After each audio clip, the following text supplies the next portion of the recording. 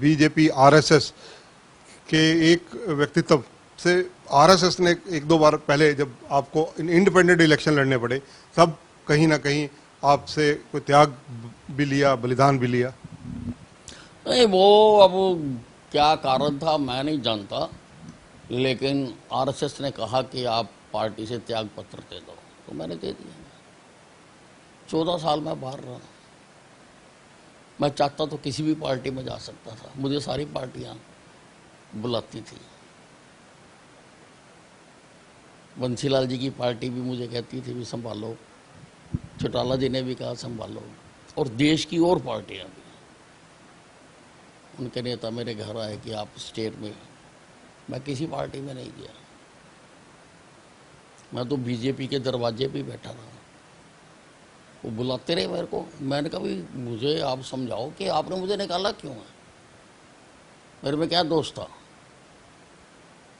तो वो कोई बताया नहीं। फिर काफ़ी हायर लेवल पर बात हुई, तो उसमें फिर जिन्होंने मेरे से त्यागपत्र लिया था वो उन दिनों श्रीनगर काम करते थे, उनको श्रीनगर से बुलाया गया और उन्होंने मुझे बताया आके कि जी वो हमारे से गलती हो गई थी, किसी ने कोई गलती की थी। और जब मीटिंग बैठी बीजेपी की तो उन्होंने कहा भी अनिल विजय ने की है, लेकिन उसके कुछ समय बाद वो जिसने गलती की थी उसने खुद ही बता दिया मैंने किया था। तो ऐसा हुआ मेरे साथ। 14 साल भगवान राम ने भी वनवास काटा, पर वो तो भगवान थे, मैं तो आम आदमी था।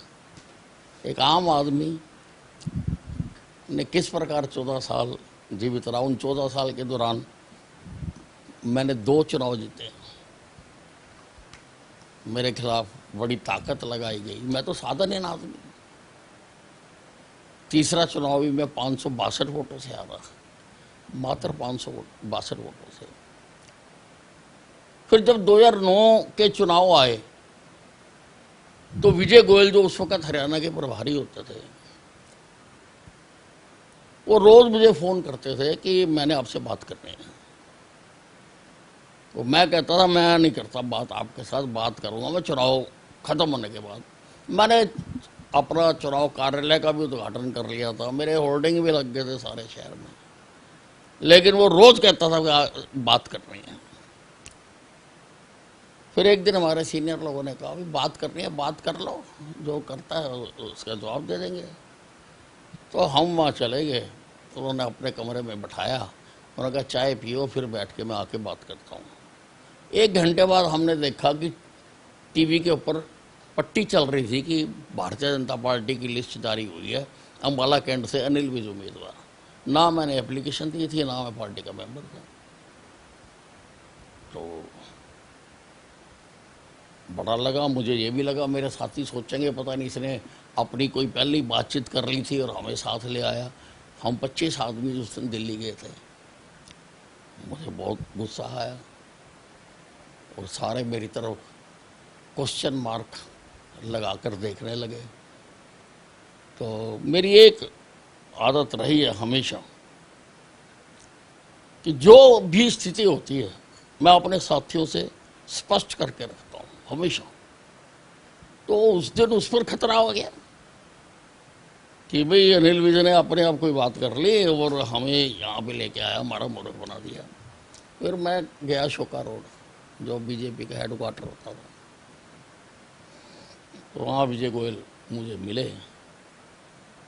तो मैंने विजय गोयल को कहा, मैंने कहा भाई आपने तो बात करने के लिए बुलाया था और आपने मेरा नाम अनाउंस कर दिया।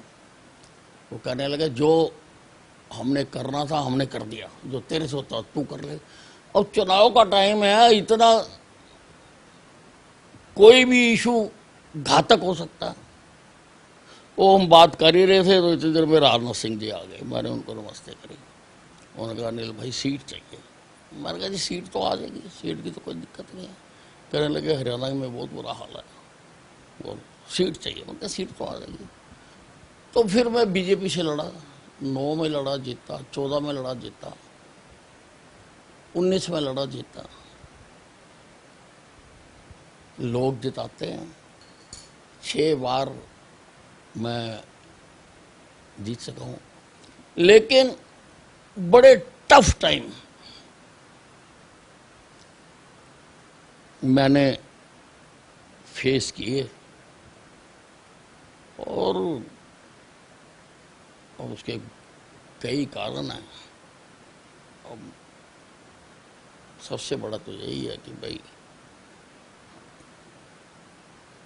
जो भी है, चलो। हमसे जुड़े रहने के लिए हमारे YouTube चैनल को सब्सक्राइब करें और नई वीडियो की नोटिफिकेशन के लिए बेल आइकॉन को दबाएं। अगर आप ये वीडियो Facebook पर देख रहे हैं तो लाइक जरूर करें और ज्यादा से ज्यादा शेयर करें। धन्यवाद।